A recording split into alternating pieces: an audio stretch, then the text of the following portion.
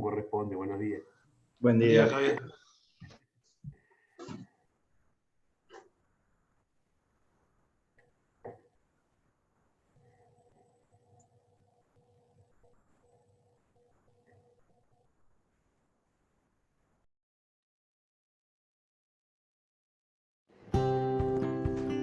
¿Te acordás cuando te enamoraste por primera vez?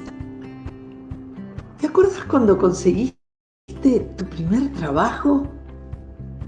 ¿Te acordás cuando te fuiste de la casa de tus padres? ¿Te acordás cuando pasaste de la PC a la notebook? Y cuando dejaste de usar disquetes para usar pendrives. Hay momentos que son únicos. Hay cosas que van cambiando y hay cosas que permanecen. Hay momentos desafiantes. Hay momentos que ponen a prueba tu resiliencia, tu vocación, tu entrega. Hay momentos para agradecer, celebrar y compartir la alegría. Nos adaptamos pensando en tu futuro. Estamos para apoyarte y brindarte el mejor servicio. Unión Capital AFAP, 25 años.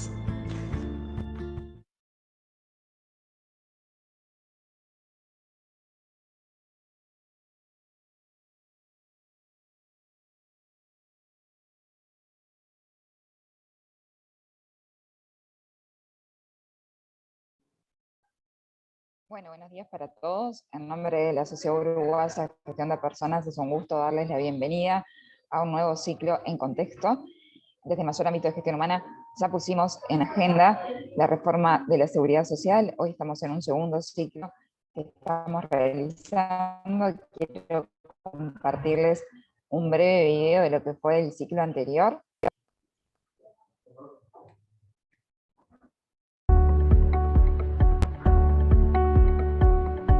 En nombre de Unión Capital AFAP, quiero agradecerles por la oportunidad que nos dieron de participar o de colaborar en esta instancia de difusión. Excelente, principalmente por el grupo de personas que integran la asociación, que son una especie de caja de resonancia o de transmisores de información de calidad para los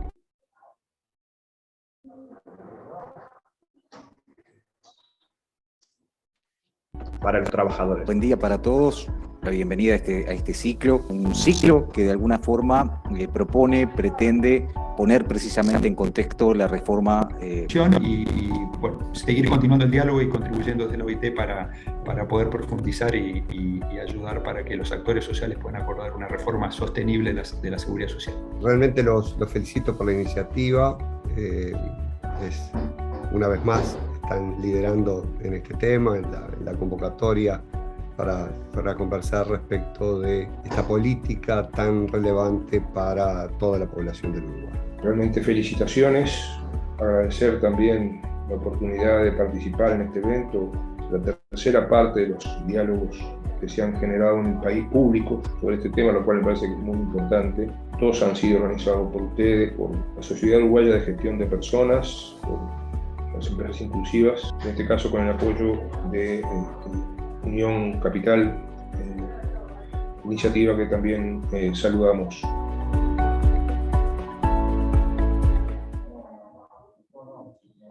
Bueno, es así como con el apoyo de Unión Capital AFAP estamos realizando desde agosto a diciembre 5 encuentros para entender el futuro del sistema previsional con la voz de sus protagonistas. Agradecerles especialmente a Unión Capital AFAP, a quien nos está acompañando Marcos Rivero, que es el gerente comercial, a quien le damos la bienvenida y le damos paso para unas palabras de bienvenida. Está silenciada. Muchísimas gracias, Leticia. Muy buenos días para todos los participantes, para los panelistas. Bueno, creo que en el video que tú mostraste recién quedó claro cuál es nuestra intención en esto. Lo que buscamos es la difusión, la transmisión de información.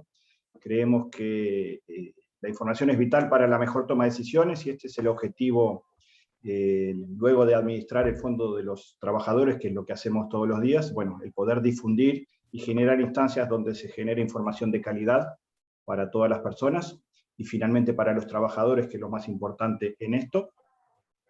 Eso es lo que siempre buscamos, y bueno, sin duda que el rol que cumple la Sociedad Uruguaya de Gestión de Personas es fundamental para eso, y de ahí es nuestro apoyo a estas iniciativas, dado que la sinergia es perfecta, digamos, con este objetivo.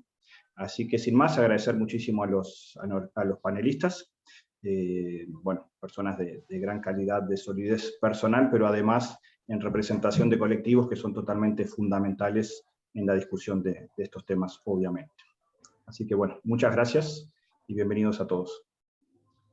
Gracias, Marcos, y le damos entonces ahora la bienvenida a Fernando Carota de Rudar, quien es director ejecutivo de la Red de Empresas Inclusivas y que va a tener a cargo la moderación de este nuevo encuentro. Muchas gracias. Bueno, buenos días para todas y para todos. Es como siempre un gusto reencontrarnos en este tipo de actividades. Y más, como decían por allí, tanto Marcos como Leticia, en este ciclo en contexto, que también, como lo reconocieron algunas exautoridades e integrantes de la Comisión de Expertos de la Seguridad Social, creo que en ese aspecto hemos puesto de alguna forma en agenda este tema de la reforma, desde el análisis, desde el debate, desde de alguna forma desde provocar el pensamiento, como nos gusta decir, en torno a este tema que de alguna forma impacta en un colectivo muy importante de nuestra sociedad, porque tiene que ver nada más ni nada menos que con el futuro del sistema previsional uruguayo. Así que es un gusto estar compartiendo esta mañana nuevamente. Como decía por allí Leticia Viva, es el segundo encuentro de este ciclo en contexto. Nos quedan todavía aún 3 más. Y sin más quiero darles el uso de la palabra a los integrantes del panel que nos acompañan en la mañana de hoy. Hemos tenido por allí un cambio, ya que el director del Banco de Previsión Social, en representación de los jubilados y pensionistas, tuvo allí un inconveniente de último momento en su agenda, por lo cual no nos puede acompañar, pero lo está haciendo uno de sus asesores, así que bienvenido también a este panel. Panel que hoy va a estar conformado por el economista Marcos Rivero, quienes ustedes ya conocen, gerente comercial de Unión Capital AFAP, el doctor Gabriel Salsamendi, asesor de la representación de los trabajadores en el directorio del Banco de Previsión Social, el señor Javier Verdino, director también del Banco de Previsión Social, pero en representación del sector empresarial, y el doctor Fabrizio De Angelis, que es, como decíamos anteriormente, asesor del director en representación de jubilados y pensionistas. La mecánica de este panel de esta mañana, que nos vamos a ir hasta las 11 de la mañana, va a ser de una primera intervención de cada uno de los panelistas, de unos 10 minutos. Les pedimos respetar los tiempos para que todos podamos de alguna forma intercambiar ideas. Luego una segunda intervención de 5 minutos y finalmente va a haber, como siempre, un espacio para preguntas de los participantes. Así que, sin más, y dicho esto, le doy la bienvenida y muchas gracias por acompañarnos al doctor Gabriel Salsamendi. Buenos días, muchas gracias por la invitación y bueno, que no se arrepintieron la primera vez, lo cual es bueno para mí. El diálogo social, hoy hablar del diálogo social es hablar de algo que está un poco, digamos, como quieto, ¿no? como trancado. Desde hace 2 o 3 meses no tiene una actividad efectiva de diálogo. Y bueno, y esto era algo que era como un poco previsible incluso, ¿no? Digo, es bueno señalar que antes incluso cuando se sancionó la ley de urgente consideración que creó legalmente esta comisión de expertos, hubieron muchos que señalaron que el tiempo era poco. Y lamentablemente se confirmó que el tiempo fue poco, se fueron pidiendo prórrogas y no sabemos cuántas más pueden llegar a ser necesarias. Pero bueno, como todo mecanismo es perfectible, pero sigue a nuestro gusto careciendo de algún aspecto esencial, que es la opinión de los actores sociales en sí. O sea, los técnicos, los expertos tienen una tarea muy importante para realizar en actividades de este tipo, pero como cualquier reforma legislativa importante, y la seguridad social, que es ocioso reiterar que acompaña a las personas, en este caso los uruguayos, desde antes de nacer y a sus deudos, incluso hasta después que se fallece la persona, es algo que tiene un impacto en la sociedad que necesariamente requiere la opinión de todas de la sociedad organizada, o sea, de los trabajadores, de los empleadores, de los jubilados y del gobierno. Pero necesita la opinión de quienes efectivamente pueden representar una opinión de estos actores. Y los técnicos a veces pueden representar esa opinión y a veces no. Incluso se ha señalado mucho de que algunos técnicos como que opinan en carácter personal, lo cual tiene mucha validez como opinión técnica, pero ahí como que empieza a perder un poco de validez como opinión de carácter político, y de carácter político en el sentido de representación de un colectivo, de la opinión de un colectivo, de las aspiraciones de un colectivo y de los deseos que ese colectivo tenga sobre cómo puede o no reformarse ese sistema. Y a su vez, en este último tiempo se vislumbra que un sector de la comisión, o sea, quienes fueron designados por los partidos políticos que representan la coalición, intentan llegar a un acuerdo sin la participación de la oposición política y de los sectores sociales, lo cual, a nuestro juicio, vuelve aún un poco más rengo el sistema o el mecanismo.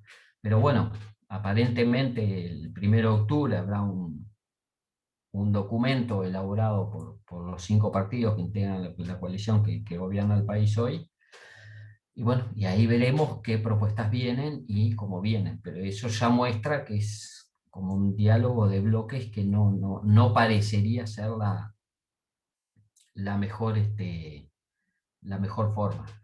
Y segundo, esto como que desmistifica un poco aquello de que es una cuestión exclusivamente técnica, ¿no? Cosa que ya todos como que sabíamos. O sea, técnicamente pueden haber soluciones o pueden haber propuestas que encaren soluciones que económicamente o que jurídicamente puedan ser impecables desde el aspecto de la técnica, pero quien no toma en cuenta la economía política en estos aspectos está condenado a fracasar, no cabe ninguna duda. Hay encuestas que ya señalan que la población uruguaya tiene una resistencia enorme, del entorno del 80% a determinadas medidas que se anunciaron públicamente pero que nunca se plasmaron en el papel. Veremos si ahora se plasman o no en el papel y cómo. Pero bueno, el no tener en cuenta esa encuesta, el no tener en cuenta la opinión de la gente sobre estos temas es realmente como que trabajar en vano. Sin perjuicio de eso, hay otros mecanismos institucionales del país que sí están, digámosle, funcionando dentro de los plazos que le establece la Constitución, como son las rendiciones, como fue el presupuesto, y como son las rendiciones de cuentas. Y en esa rendición de cuentas, desde la delegación de los trabajadores, volvimos a plantear algunas propuestas. Y digo volvimos porque son propuestas que hace tiempo venimos como que manejando. Y no son propuestas de reformas, digámosle, profundas ni estructurales del sistema, sino que en principio lo que apuntan es a sanear la discusión, a que podamos discutir sobre bases ciertas, porque no escapa a nadie que desde el inicio, desde que se planteó esta posibilidad de reforma, desde que se planteó esta posibilidad de diálogo, se habló del déficit del sistema, de los problemas económicos que podía enfrentar el sistema y de su posibilidad o no de sostenibilidad en el mediano y en el largo plazo. Y desde hace muchos años los uruguayos nos venimos desayunando, por lo menos una vez por año, con las cifras del déficit del Banco de Previsión Social. Déficit que nosotros no lo entendemos como tal, porque creemos que un sistema de seguridad social en todo caso necesita más o menos asistencia del gobierno central, pero eso no podríamos calificarlo de esa manera. Pero bueno, es un término que está instalado y usar otro sería como no hacerse entender correctamente. Por lo tanto, en referencia a ese déficit del que tanto se habló durante mucho tiempo, nosotros entendemos que la forma en que se lo está mirando, la forma en que se lo está calculando, nos está dando una idea errónea de la verdadera salud o no del sistema, o sea, de su verdadera sostenibilidad o no a largo plazo. Y en base a eso hicimos 3 propuestas muy concretas. La primera de ellas, el Banco de Previsión Social recibe como ingreso genuino, y esto es algo a lo que nos vamos a referir después más adelante, porque no han habido grandes novedades en Uruguay, pero han habido grandes novedades en países de la región sobre el sistema de seguridad social y su financiación, que es algo que creemos que también se debe tener muy en cuenta en el debate político sobre el tema. Y decíamos, tenemos como ingresos genuinos de la seguridad social, y insisto en el término genuinos, porque son ingresos que están destinados al sistema administrado por el Banco de Previsión Social, que son los aportes de los trabajadores, los aportes de los empleadores, 7 puntos del IVA y la asistencia financiera del gobierno central en caso de ser necesario. Hay otros ingresos, pero son muy menores, no. Diría mi amigo Ubay, no mueven la aguja. Entonces tenemos estas 3 grandes fuentes de financiamiento. Refiriéndonos al IVA, impuesto al valor agregado, la ley establece que 7 puntos de ese impuesto al valor agregado tienen destino al Banco de Previsión Social. Eso, como todos sabemos, es recaudado por la Dirección General Impositiva. Bueno, la Dirección General Impositiva, para recaudar esos 7 puntos de IVA, le cobra al Banco de Previsión Social, y le cobra el 5% de ese valor, que el año pasado anduvo en el entorno de los 88 millones de dólares. Está establecido en la ley, o sea, no es un antojo de la DGI. Pero hay otros tributos que también recauda la DGI desde hace poco tiempo, desde el 2018-2019, como por ejemplo es el impuesto de enseñanza primaria. Bueno, en el impuesto de enseñanza primaria que recauda la DGI se estableció expresamente que no le va a cobrar ese 5%. Entonces lo que nosotros decimos es, tenemos un recurso genuino que lo recauda otra agencia del Estado, es absolutamente ilógico que le cobre a otro organismo del Estado para verterle el dinero que la ley le asigna. Si eliminamos ese 5%, bueno, el déficit del Banco de Previsión Social baja en 88 millones de dólares anuales, lo cual es variable según aumente o no la recaudación del déficit. ¿Y en qué se fundamenta este cambio que se plantea? Bueno, primero que el cobro entre organismos da la impresión que no es una cosa muy lógica. Pero si fuera lógica que la DGI le cobrara al BPS, bueno, sería lógico que el BPS recauda mucho más que esa cifra por el concepto de impuesto a la renta de las personas físicas, recauda mucho más que esa cifra por concepto de Sistema Nacional de Salud, del FONASA, de la Contribución Especial de Seguridad Social con destino a salud, y esas 2 tareas, por nombrar las 2 más importantes, las realiza gratis.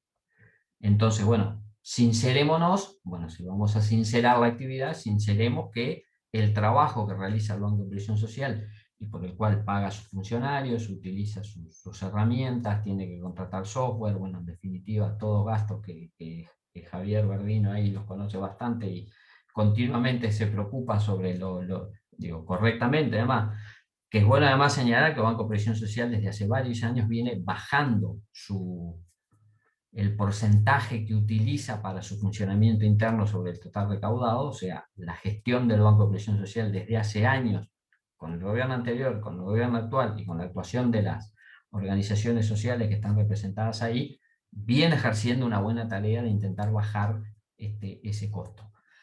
Pero bueno, el realizar la tarea de recaudación para otros organismos también impacta en ese costo. Entonces lo lógico sería que si nos cobran, cobremos. Y digo nos, pues yo soy funcionario del banco. Ahora, si nosotros no le cobramos a los demás, que no nos cobren a nosotros. Sería un poco lo lógico. Bueno, esos 88 millones de dólares, hoy 88, pero andan siempre en el entorno de los 100, no es un problema del sistema. No es que estén faltando trabajadores que no aportan, que estén faltando empleadores que no aportan, o que hayan aumentado las prestaciones que no están financiadas, sino que es un problema meramente administrativo. Entonces, lo lógico es, bueno, no podemos tomar en cuenta eso para sostener que hoy tenemos ese déficit, hoy en torno a los 90 millones de dólares. Hay otro mecanismo que utiliza el gobierno central como una herramienta de política económica, que son las exoneraciones, básicamente aportes patronales. En la pandemia del año pasado y gran parte de este año, y todavía siguen vigentes muchos de ellos, fue una herramienta a la que el gobierno central echó mano de una manera muy importante. No estamos en contra de las exoneraciones, pero decimos, es una herramienta de política económica del gobierno central. O sea, una vez más, no es un tema de la seguridad social. No es que falten trabajadores aportando, que falten empresas aportando, que prestaciones que no están financiadas se estén pagando, sino que el gobierno central entiende que determinados sectores, o porque están pasando un momento de dificultad muy importante, el del turismo, por ejemplo, es notorio y evidente, ¿ah? O porque quiere, digamos, incentivar determinadas actividades, utiliza un mecanismo que la ley lo habilita a utilizar. O sea, es correcta su utilización, y quien define si se utiliza o no, no es la seguridad social, sino que es el gobierno central. Bueno, pues muy bien.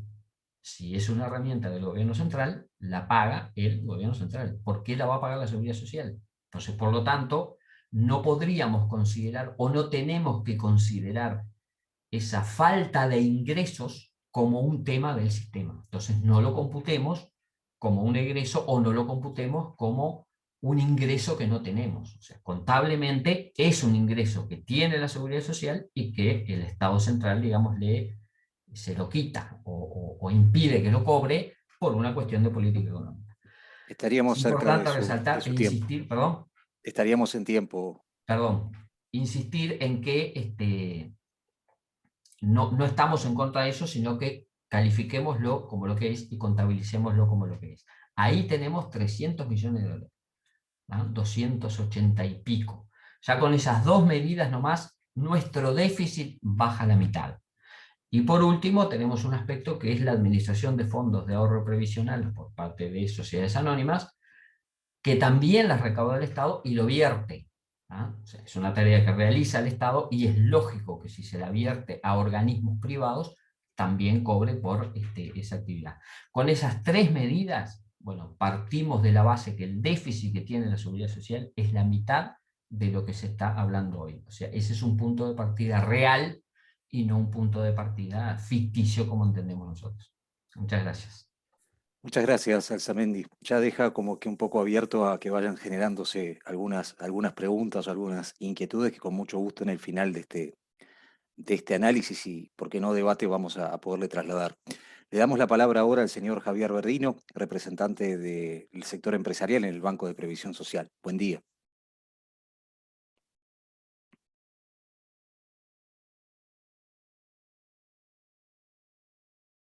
Está por ahí, ahora sí. Ahora sí.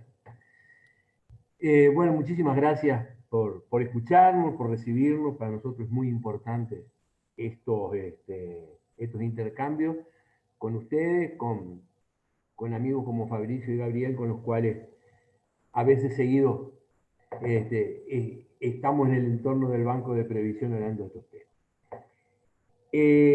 Primero que nada, y refiriéndose un poco a lo que es el tema general, nosotros creemos que es necesaria una reforma. Es necesaria una reforma porque, sin lugar a dudas, que hay aspectos positivos, como es el aumento de la expectativa de vida, que hace que tengamos que ir a una reforma. También creemos que tanto los dos pilares en los que creemos que nosotros tenemos que seguir apostando, el del sistema de reparto y el de capitalización individual, tienen cosas para mejorar, cosas para arreglar a los efectos de que el sistema no tenga el déficit que hoy tiene. Nosotros, primero que nada, queremos hablar de una cuestión de fondo. Nosotros, cuando hablamos de bajar el déficit, que le podemos llamar de mil maneras, y eso coincido con Gabriel, que le podemos llamar de mil maneras. Cuando nosotros lo que queremos es abatir el déficit del sistema, lo que decimos en realidad es que lo que queremos es liberar fondos para que puedan para ir a cubrir otras necesidades sustanciales de las personas. O sea, ahí un poco nosotros lo que creemos es que acá el tema no es solamente una cuenta económica, porque si fuera una cuenta solamente económica, esto sería muy fácil. Es modificar la ley que dice que vienen 7 puntos del IVA como recurso genuino para el BPS y llevarlo al número necesario, y con eso eliminamos el déficit. Pero si nosotros en vez de 7 le ponemos 11 o 12, mañana podemos decir que el BPS no tiene ningún déficit. Ahora, ¿en qué le cambiamos la realidad a las personas? Absolutamente en nada. Hoy lo que falta al BPS viene de renta general, y de la otra manera nosotros lo que estamos haciendo es que venga también de rentas generales, pero vía la palabra recursos genuinos. Nosotros lo que queremos ver es que haya un ajuste que por sobre todas las cosas no disminuya cobertura. Nosotros tenemos una cantidad de cosas para modificar en nuestro sistema sin bajar la cobertura de la gente, o sea, sin que haya que eliminar prestaciones. Entonces, nosotros consideramos que tenemos que estudiar el sistema y tenemos que ver todas esas disfuncionalidades que el sistema tiene sin que se elimine cobertura y liberando fondos. Acá me preguntaban que cuáles son las necesidades sustanciales. Bueno, claro, nosotros tenemos que liberar. Si hay que liberar fondos que vienen de rentas generales para el BPS, pueden ir a vivienda, pueden ir a salud, pueden ir a educación, pueden ir a lo que sea. Nosotros lo que queremos acá es que nuestro sistema de seguridad social, manteniendo la cobertura, elimine las disfuncionalidades que tiene y permita que ahorrar en lo que hoy estamos gastando. Nosotros creemos que tenemos que ir buscando otras soluciones. Cuando se habla, por ejemplo, del sistema de reparto, el titular de prensa es siempre la edad de retiro. Nosotros creemos que la edad de retiro es un elemento más que se va a dar sin lugar a dudas porque la realidad es esa. Nosotros hoy vivimos mucho más de lo que vivíamos y seguramente vamos a tener que modificar la edad de retiro. Personalmente no estoy de acuerdo en la modificación a granel de edad de retiro. No todo es lo mismo. Si nosotros miramos hoy, no es lo mismo la expectativa de vida en el quintil superior femenino que en el quintil inferior masculino. Ahí hay expectativas de vida que tienen una diferencia muy grande. Si nosotros hacemos tabla rasa y damos como hoy, da lo mismo ser un peón rural que ser un profesional. O sea, la edad jubilatoria es la misma. Entonces, nosotros creemos que el aumento no debería ser para todos igual, sino que debería tener algún tipo de consideración en las actividades sobre todo en las actividades que se están planteando. Nosotros, Uruguay, siempre ha estado muy orgulloso del sistema IBS. Los indicadores lo avalan, más de un 90% de mayores de 65 años percibe una prestación, y en esa franja etaria prácticamente no hay indigencia y la pobreza es significativamente menor que en las demás edades. ¿Dónde está el problema? Bueno, el problema radica en que la cobertura se ha ido manteniendo a costa de perforar continuamente el régimen contributivo, que es sumamente laxo, en contraposición con el no contributivo, que es poco o nada flexible. Para ejemplificar lo manifestado, el hecho de convivir, por ejemplo, con un hijo o hermano soltero que gane más de 11.636 pesos impide poder acceder a una pensión vejez o invalidez. Lo mismo si convive con un cónyuge, hijo o hermano casado o padre que percibe más de 17.455 pesos. Estos requisitos, sumamente restrictivos a la hora de acceder al derecho a una prestación no contributiva, son incomparables con toda la flexibilización otorgada a quienes pretenden acceder a una jubilación del régimen contributivo o pseudo contributivo, ya que muchas personas acceden sin haber aportado los años necesarios e incluso hoy sin haber aportado nunca. Algunas de estas normas, ya sea legales o administrativas, han permitido mantener los niveles de cobertura del sistema contributivo sin un aporte real que lo respalde. Algunas de ellas, la ley 14.809 del cómputo presuntivo el tema de la prueba testimonial, que se aplica indiscriminadamente para los servicios anteriores al 96 y también la estamos aplicando para los servicios posteriores. La resolución del directorio 43.1 del 2006 que permite que quien tenga el 50% de los años probados, los otros 50 simplemente se le prueben efectivamente. Y después la de ley 18.395 que realizó importantes cambios, muchos de ellos estuvimos de acuerdo, pero a partir de ahí hubo un aumento explosivo de la cantidad de altas jubilatorias cuando esta se puso en funcionamiento. Nosotros compartimos, lo decíamos al principio, la idea de mantener la cobertura de nuestros adultos mayores, pero consideramos que es necesario transparentar el sistema. Debemos eliminar o por lo menos minimizar la prueba testimonial y los medios supletorios de prueba que no sean la aportación efectiva o la prueba documental. Quien contribuyó va a tener una prestación del sistema contributivo, quien no lo hizo, del no contributivo. Y para obtenerla deberá demostrar la carencia de recursos.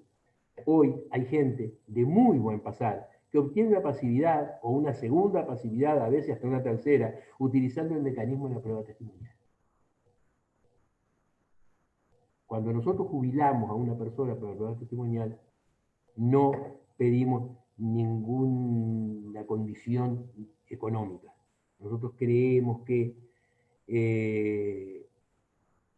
tenemos un sistema contributivo y allí tienen que caer las personas que realmente contribuyeron en un sistema no contributivo, donde tenemos que cubrir a toda aquella gente que llegó a la vejez y que no tiene posibilidades de subvenir sus necesidades vitales. Evidentemente, eso tiene que estar acompañado de una adecuación de los montos de ingresos de los familiares obligados, en los casos de pensión, vejez o invalidez, que consideramos bajísimos, y de los criterios que determinan si la persona tiene o no para subvenir sus necesidades vitales. Y en esto agregamos otra tercera cosa, ya que hablamos del tema de la pensión, vejez e invalidez, y es que hoy hay un subsidio de asistencia a la vejez que quien lo tiene es el MIDES para personas mayores de 65 años, que luego obliga al BPS a los 70 a seguir manteniendo la pensión. Creemos que este subsidio es una prestación de seguridad social que debería dar desde los 65 años el BPS y que tiene que estar y debe estar en la órbita del BPS. También hay mucho para hablar de las pensiones de fallecimiento. La realidad de las pensiones de fallecimiento no es la que se planteó en un principio, y creemos que hoy tiene que haber una serie de cambios en este caso. Nosotros, por ejemplo, cuando las personas están casadas, le damos el derecho sí o sí, aunque haga 30 años que no conviven. El solo hecho de no haber disuelto el vínculo, que no haya convivencia, da derecho a una pensión. No hay tiempo mínimo de matrimonio, lo que ha hecho que cada vez sean más las pensiones que se otorgan con gente que se casa el día antes del fallecimiento.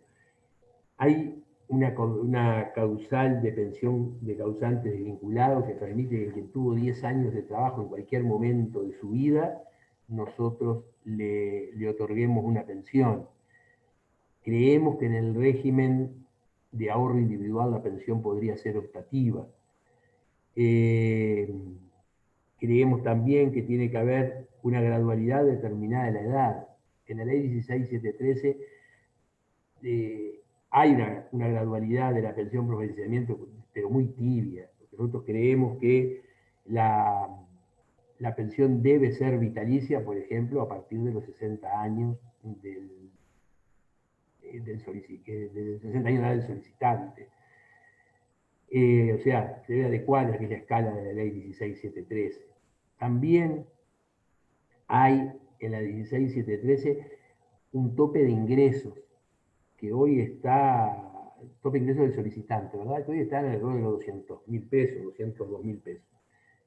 Quien gana un peso menos recibe toda la pensión. Quien gana un peso más no recibe nada.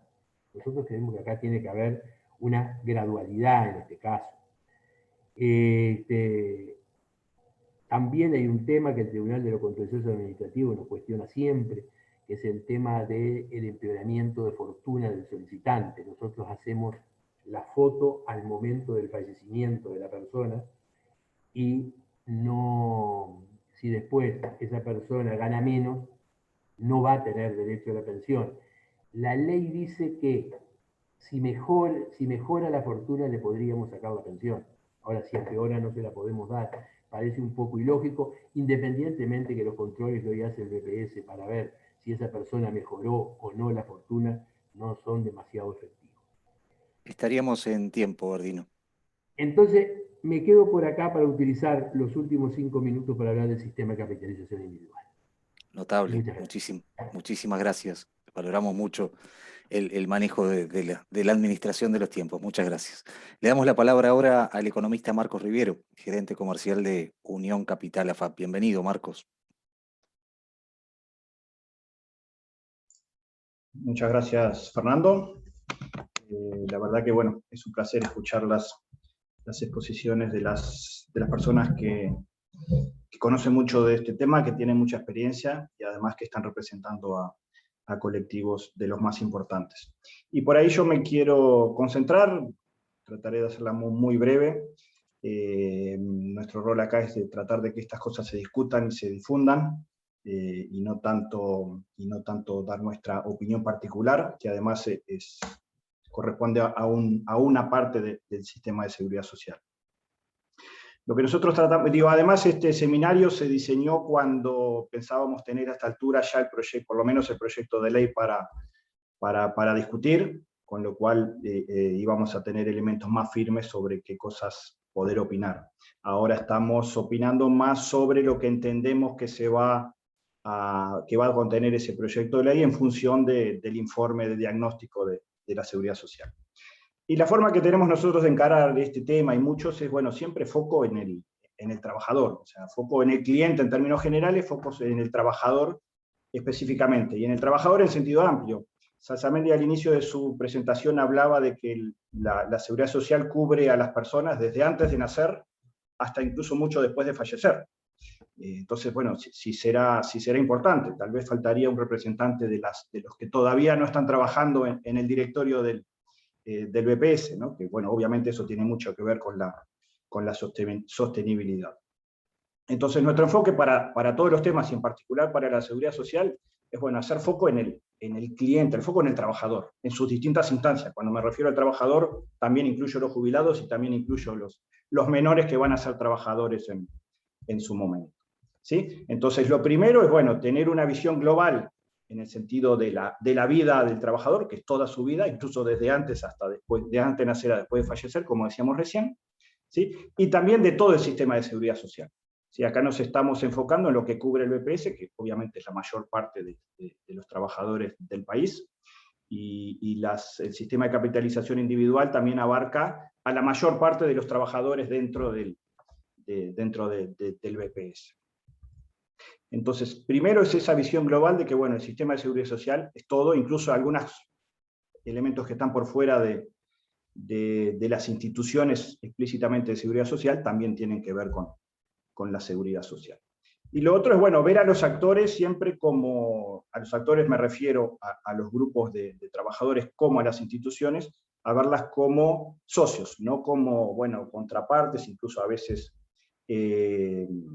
contrapuestas. Bueno, acá somos todos socios en pos de el mayor beneficio para los trabajadores. Y ahí tiene que haber una complementariedad, que claramente el primer paso, bueno, es la opinión de cada grupo, de cada sector, y después ir llegando a los equilibrios que mencionábamos en distintos momentos de las presentaciones, ¿sí? Y bueno, un tema que la Comisión de la Seguridad Social hizo mucho foco en cuanto a la visión global de la seguridad social, bueno, es las diferencias que hay entre distintos sectores, digamos, dentro de la seguridad social en su conjunto. ¿Sí? El BPS es una cosa, donde, bueno, hay algunas diferencias a la interna, pero no son tan importantes como puede ser con otras cajas, por ejemplo, con otros sistemas de seguridad social.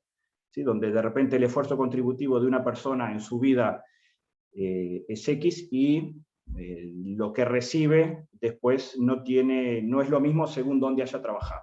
Si se jubila de una caja puede seguir trabajando en otra, si se jubila de otra no puede seguir trabajando, o es mucho más difícil poder trabajar en alguna. Esas diferencias no parecen hoy en día tener demasiado sustento. Además, claramente la forma de trabajo, los tipos de trabajo, hoy en día cambian mucho más. O sea, de repente antes era mucho más común que uno empezara en una empresa, en un sector, y estuviera toda su vida en eso. Hoy en día no. Uno se mueve el sector, se mueve el tipo de trabajo, uno lo ve claramente el sector bancario. Yo recuerdo cuando era chico, bueno, el tema de ser funcionario público, de ser bancario, era, bueno, te paraste para toda la vida. Hoy en día claramente no es así.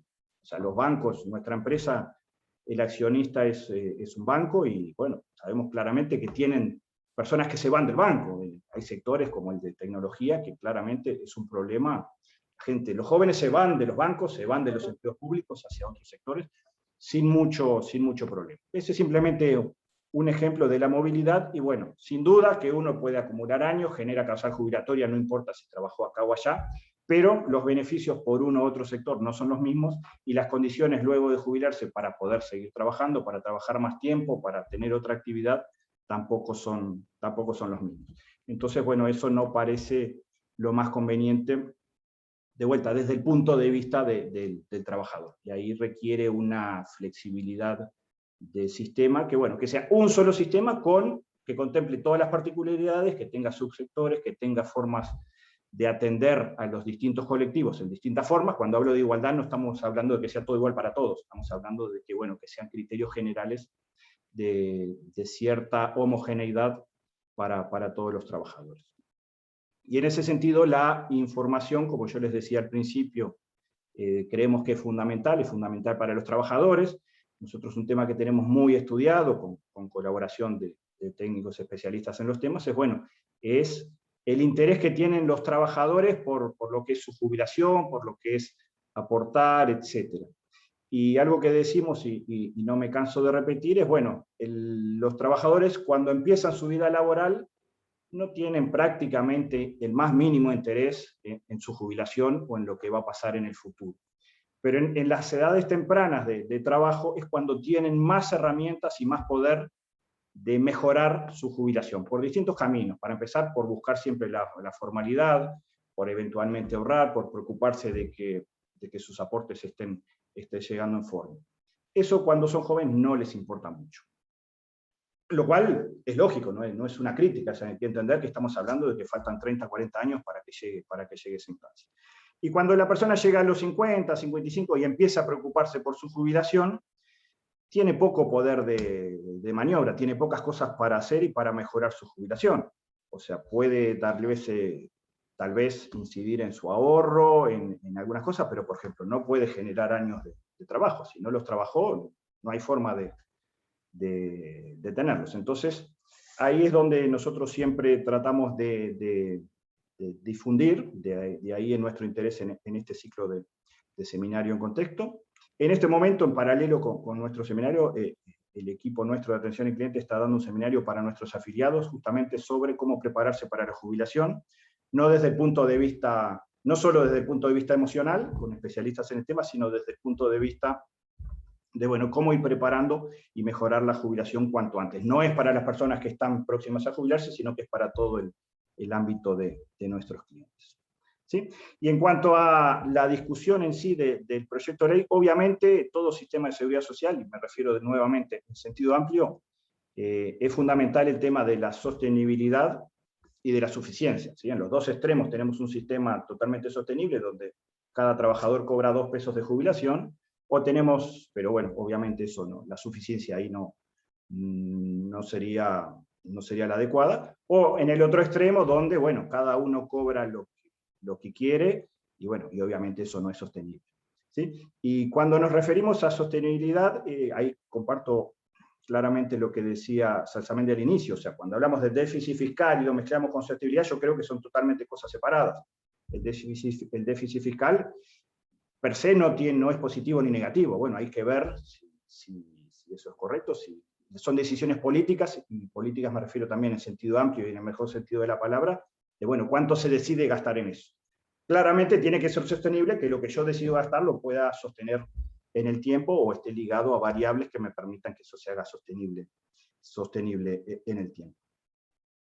Y todo ese tipo de discusiones claramente se tiene que dar en ámbitos como este. El BPS lo tiene previsto, en su directorio tiene representantes de todos los sectores sociales relevantes. Bueno, de repente lo mismo debería ser el sistema de seguridad en su conjunto, donde todos los actores estén representados y todas las instituciones sean socios, ¿sí? A la hora de informar al trabajador es fundamental que las distintas instituciones se vean como socios y no como compartimentos estancos. Una persona se va a jubilar, bueno, en general hay un sistema donde permite generar que una institución consiga la información en la otra para ver si la persona cumplió con los 30 años de trabajo, etcétera, etcétera. Pero hay cosas que podemos mejorar muchísimo para el trabajador, para el afiliado. Podría conocer en cada momento cuál es la mejor estimación de su jubilación. Nosotros tenemos un planificador donde cada trabajador en cada momento puede saber cuál sería su jubilación a los 60 o 65 años. ¿Sí? Eso, obviamente, es la mejor estimación que tenemos hoy. Cuando la persona es muy joven, esa estimación es un poco más débil. Cuando la persona está cerca de la edad jubilatoria, esa estimación es muy robusta. ¿Sí? Pero de repente, si la persona no estuvo afiliada en Unión Capital AFAP, por ejemplo, toda su vida laboral, no tenemos la información de la historia laboral de la persona previa. Entonces la persona tiene que complementar esa información que nosotros le damos, bueno, con su historia laboral previa. ¿Sí? Entonces, en resumen, creo que lo fundamental para cualquier sistema de seguridad social es la complementariedad de todos los actores, siempre pensando en el trabajador.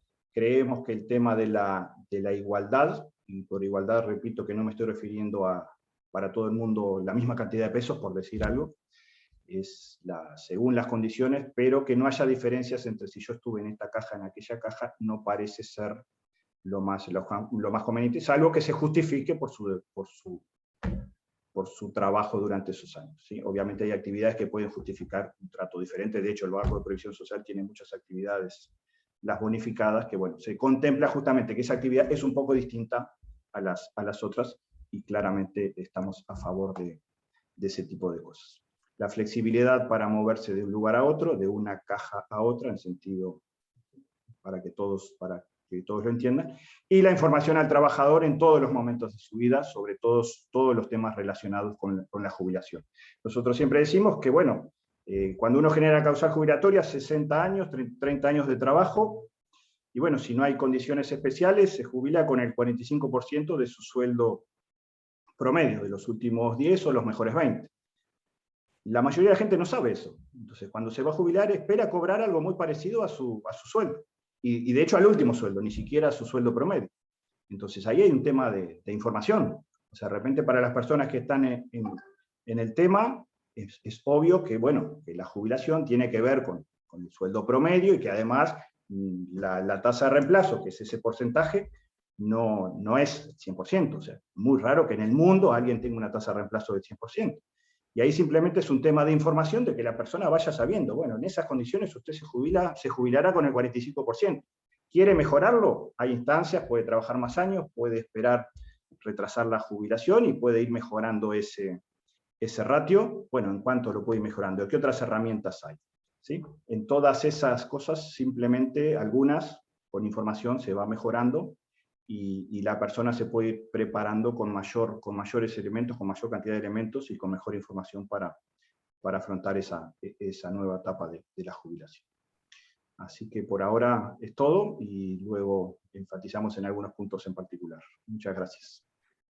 Gracias a ti, Marco, por esta primera intervención. Decías una gran verdad. Este ciclo lo veníamos planificando desde bastante antes y lo poníamos en marcha prácticamente cuando entendíamos que se estaba presentando el anteproyecto de reforma por parte de la Comisión para acompañar ese proceso, y bueno, por diferentes razones esto se fue de alguna forma desacompasando. Pero de todas formas tenemos esta posibilidad de analizarlo y nos parece siempre bienvenido. De hecho, les quiero comentar a quienes están participando de que este ciclo y el anterior y los siguientes van a quedar en el canal de YouTube de la Sociedad, inclusive a través de nuestras redes sociales vamos a ir tomando algunas de las intervenciones de los diferentes ciclos que creo que van a ser muy útiles para acompañar este proceso que por supuesto sigue adelante. Para cerrar esta primera ronda de intervenciones, le damos la bienvenida y la palabra al doctor Fabricio De Angelis. Bienvenido. Buenos días para todos, un gusto. Bueno, como tú decías, Fernando, compromisos de último momento de Sixto le impidieron estar acá y bueno, fui designado. Esperemos estar a la altura y bueno, compartir con ustedes, que siempre está bueno intercambiar, sobre todo con diferentes miradas que se pueda tener sobre un tema tan importante como es la seguridad social. Yo hice unos pequeños apuntes, voy a tratar de ser breve y cumplir con el reglamento. A nosotros que los abogados nos gusta ser bastante reglamentalista en ese punto. A ver, la reforma planteada nace por la idea, digamos, que reiterada, de que el sistema prácticamente que estaba a punto de colapsar. Nosotros siempre fuimos, cuando hablo de nosotros, hablamos de la representación de los jubilados y pensionistas, fuimos bastante críticos en el sentido de decir que no veíamos urgencia alguna en querer plantear una reforma y en plazos tan acotados. Recordemos que la LUC, originalmente, cuando conformaba la comisión de expertos, los plazos eran de 1 año para el diagnóstico, si mal no recuerdo, y de 1 año para la entrega de las propuestas. Esos plazos claramente se vieron acotados. Y bueno, lo que, digamos, nosotros ya preveíamos con anterioridad de que los tiempos claramente no iban a dar, con el devenir y el transcurso del tiempo, digamos, de alguna manera se nos dio la razón a lo que nosotros de alguna manera denunciábamos, por lo menos manifestábamos, de que los tiempos no iban a alcanzar. Y bueno, finalmente fue lo que sucedió, que creo que va por la tercera de las prórrogas que la comisión pide. Gabriel ahí al comienzo decía que es muy difícil diferir lo político de lo técnico. Claramente los estudios técnicos siempre van a ir influenciados o van a estar delimitados por decisiones políticas. Y en ese sentido, nosotros se criticó también el formato elegido por parte, digamos, del actual gobierno de formar una comisión de expertos. ¿Y qué era lo que de alguna manera proponíamos para discutir estos temas? Era reeditar lo que había sucedido hace unos años atrás con el Diálogo Nacional de Seguridad Social, que fue un diálogo mucho más amplio, de carácter político, con técnicos también, pero mucho más abarcativo. Esta comisión, centrada a 15 miembros, que si bien es verdad, están representados el partido político de la oposición, además de los actores sociales, lo cual eso se valoró y se reconoció. Los últimos meses de trabajo de la comisión prácticamente que no ha funcionado a pleno como sí en la primera etapa, con la etapa del diagnóstico, y lo que han habido son básicamente reuniones entre el partido de gobierno y el partido de gobierno, los actores sociales y la oposición no han participado en esta última etapa. En teoría, bueno, se va a presentar el trabajo con las propuestas ahora próximamente, así que bueno, esperemos. Entonces, bueno, claramente el haber elegido este formato, digamos, consideramos que no fue lo más adecuado. Nuestro representante de la UNASPO en la comisión de expertos votó en contra del diagnóstico, fundamentalmente por el análisis que se le hizo prácticamente economicista de los problemas que aquejaba el sistema. Yo decía al comienzo que en realidad había una urgencia por aprobar una reforma y claramente, digamos, y en esto estamos todos de acuerdo, el BPS es el actor más importante de todo el sistema porque es el que nuclea la mayor cantidad de personas y de prestaciones que brinda y que abona. Pero bueno, había estudios demostrados por la asesoría actuarial del Banco de Previsión Social que digamos, dejaban en claro que en el mediano y corto plazo no había una urgencia alguna, no iba a haber grandes variaciones con respecto a la asistencia financiera. En cambio, en otros actores del sistema, como otras cajas, sí lo veíamos. Creo que ahí alguien lo mencionaba al pasar, creo que era Marco. Y bueno, claramente la caja militar es un organismo que sí realmente necesita con urgencia algún tipo de reforma, o por lo menos de análisis un poco más profundo, que en definitiva es el que se termina haciendo en el trabajo de la comisión. Otros actores habían tenido reformas. La caja notarial tuvo una reforma hace 2 años. La caja de profesionales quizás es un poco la anterior, que ahora en el corto plazo, medio que a partir de estudios originados en el trabajo de la comisión, demostraron que iba a tener problemas. Pero bueno, la caja bancaria tuvo una reforma en 2008, se demostró también por intermedio del trabajo de la comisión de que no iba a haber problemas financieros graves, o por lo menos que requieran urgencia. Y bueno, sobre esa base es que, y siempre sin perder de vista que el BPS es el actor más importante, decíamos, bueno, hagamos un estudio o una revisión, pero no una reforma, como sucedió, por ejemplo, en la reforma del 2008, tan cuestionada. Volviendo al documento, se le dio, se votó en contra de ese documento por el carácter economicista que se le dio al análisis y a todo lo que allí se cuestionó. Prácticamente que todo el problema del déficit del Banco de Previsión Social fue producto de dos medidas, que Javier un poco ahí las resumía, que era la ley de flexibilización, la 18.395, y el aumento diferencial de las jubilaciones mínimas. ¿Ah? Recordemos que la 18.395 vino de alguna manera a corregir o a enmendar un problema grande que tenía la ley 16.713, que era básicamente el excesivo requisito de años de trabajo de servicios para poder configurar causal jubilatoria, que era de 35 y la ley de flexibilización lo bajó a 30. Si esa norma no se hubiera aprobado, y están los estudios que lo demuestran, únicamente el 30, a cumplir la edad, ¿no? 60 años de edad y 35 de trabajo, solamente el 30% de las personas hubieran podido jubilar, hubieran podido acceder a una jubilación. Obviamente que al bajar los requisitos, claramente eso hizo que las altas jubilatorias, digamos, crecieran de manera sostenida. Y eso están los números y bueno, la explicación es esa. Claramente, si uno lo mira desde el punto de vista desde la economía, nosotros lo miramos del otro lado, que es desde el lado de la cobertura y de la suficiencia de las prestaciones, que no podemos mirar solamente desde el punto de vista económico. Tenemos que ver, bueno, que eso permitió a que muchísimas personas, sobre todo, algo que no se dice regularmente, que es el tema de las mujeres, fueron las más beneficiadas entre las medidas modificadas. Está el tema del cómputo de años por la bonificación de años por hijo tenido, que, bueno, todos sabemos que la mujer con la maternidad siempre tiene que dar un paso al costado, siempre la más relegada, con el tema de los cuidados, ni que hablar, y bueno, eso permitió que de alguna manera muchas personas, y sobre todo mujeres, pudieran acceder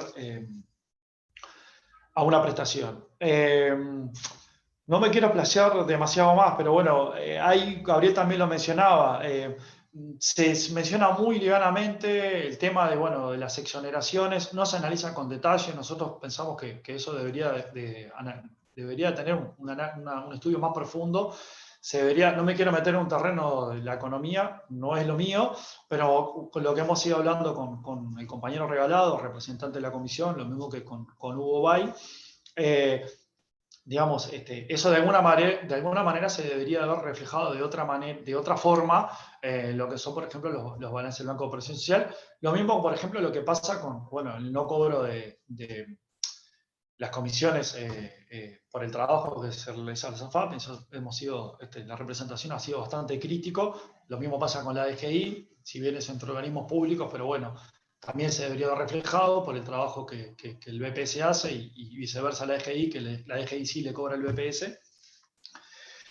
Y bueno, también fuimos bastante críticos con el análisis exitoso del pilar de ahorro individual. Nosotros consideramos que por diferentes factores, pero bueno, de alguna manera no ha tenido los resultados que se esperaban de manera previa, o por lo menos 20 años atrás, y eso claramente se ve reflejado en prestaciones mucho más bajas comparadas con el nivel de BPS, y bueno, como decía, explicado por múltiples factores, el tema, no sé, la revaluación de las pasividades, el cobro de las comisiones para los trabajadores y demás. Como para ir cerrando esta primera etapa, como desafíos, a ver, lo que nosotros, y ahí creo que hoy se decía, ¿no? A esta altura deberíamos estar discutiendo las propuestas y en realidad todavía estamos discutiendo lo que se analizó para atrás. Pensamos y concebimos que los desafíos son mantener la cobertura, sobre todo los altos niveles de cobertura que tiene en las prestaciones contributivas y no contributivas, seguir avanzando en el sistema de cuidados, en la igualdad, hoy creo que lo planteaba Marcos también, la igualdad de género sobre todo, y bueno, seguir trabajando en la informalidad, ¿ah? No solo para, digamos, para aliviar la carga fiscal, sino también pensando en las prestaciones del futuro. Así que bueno, creo que un poco va, y para redondear, repetimos, consideramos que no había tanta urgencia en plantear una reforma, sí en hacer revisiones periódicas, como pasó con la ley de cincuentones, que se demostró que, bueno, que no había dado los resultados esperados y que había un colectivo perjudicado, y como pasó con la ley 18.395, y capaz que pensar en reformas en el corto plazo, porque también hay una realidad, y esto no se escapa a nadie, también se mencionaba por ahí antes que yo interviniera. El mundo va cambiando y va cambiando a una velocidad que inimaginable quizás 20 años atrás, y las nuevas tecnologías y las nuevas formas de trabajo eran impensadas capaz que hace 20 años atrás. Entonces, cuando nosotros capaz que nos presentamos 50, 60, 70 años, y en realidad el mundo cambia, capaz que en el corto plazo, cosas que de repente parecían medias ilógicas, se están dando, y bueno, creo que por ahí va nuestra intervención, así que bueno, dejamos para el cierre y esperamos haber cumplido con el tiempo y con el plazo. Claro que sí, muchas gracias por haber participado, por estar en este ciclo, y agradecido además porque fue en un momento de contingencia y a último momento. Así que doblemente agradecido. Vamos ahora sí 5 minutos estrictos, de manera tal de dar espacio a las preguntas que por allí van formulando. Quienes nos estén siguiendo y quieren escribir por allí en el chat o en el espacio de preguntas y respuestas, con mucho gusto se los trasladamos a los expositores. Le vamos a dar ahora para la segunda intervención, que la comience el señor Javier Verdino, en representación del sector empresarial en el Banco de Previsión.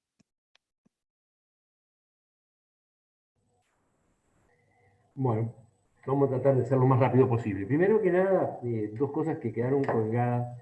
Que planteó tanto Gabriel como Fabricio, estamos de acuerdo en el tema del no cobro del 5% con lo del IVA, totalmente de acuerdo. Estamos de acuerdo en que se estudie el tema de las exoneraciones.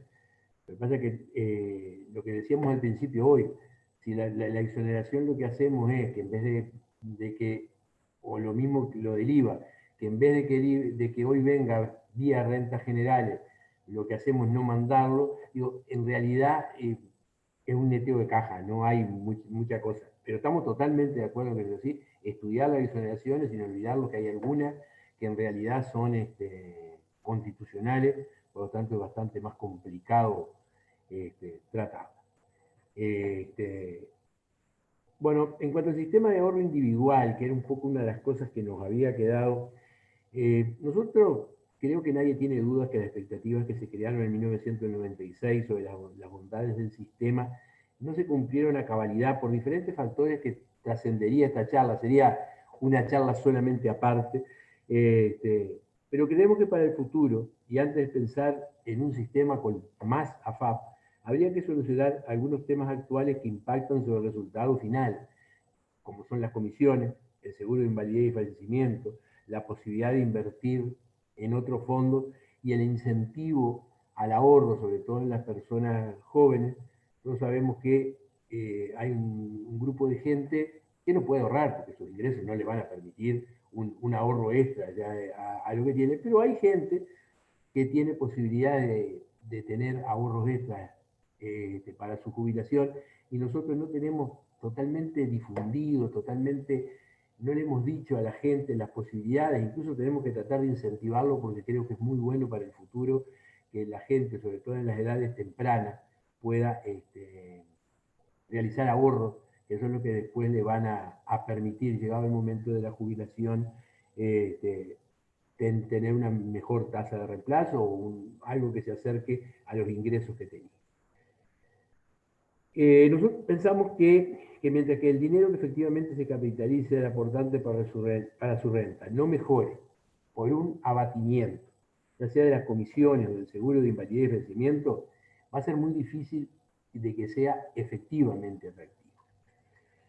Nosotros creemos que para esto hay dos temas que impactan directamente, en realidad impactan en ambos pilares, en el de capitalización individual, pero también en el de reparto, que son las jubilaciones por imposibilidad física y los servicios bonificados.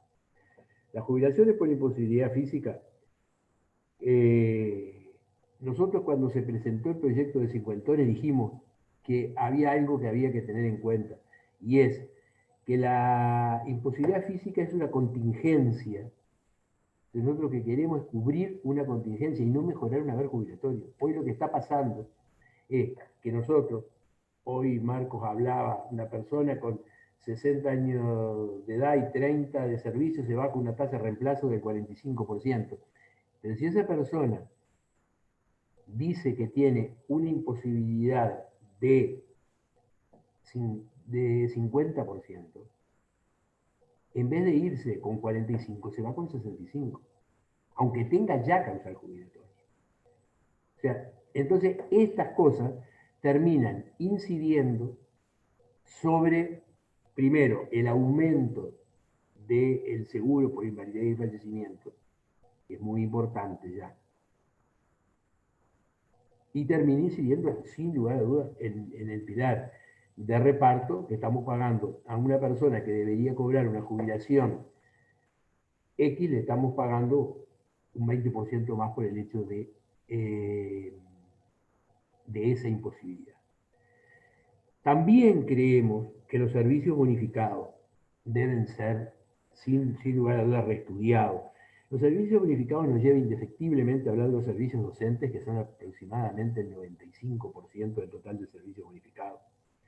La ley 16713 determinó que habiéndose cumplido 10 años de servicios catalogados como bonificados, en cualquier momento de la carrera laboral, estos debían bonificarse.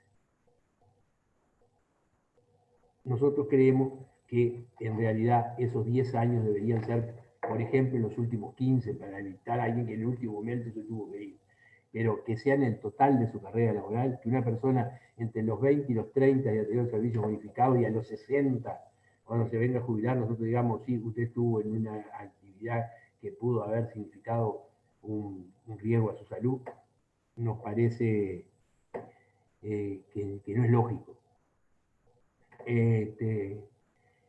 Y por último, queremos hablar de dos temas que creemos que son fundamentales. Por un lado, la informalidad. Uruguay es uno de los mejores de América en el tema de informalidad, sin lugar a dudas, pero hay mucho que hacer. Hay que facilitar la inscripción, hacerla amigable, hay que buscar incentivos para quien está en regla. FONASA fue uno de ellos, pero debemos ser proactivos en ese tema si queremos tener más afiliados a la seguridad social. Por otro lado, el tema de la fiscalización.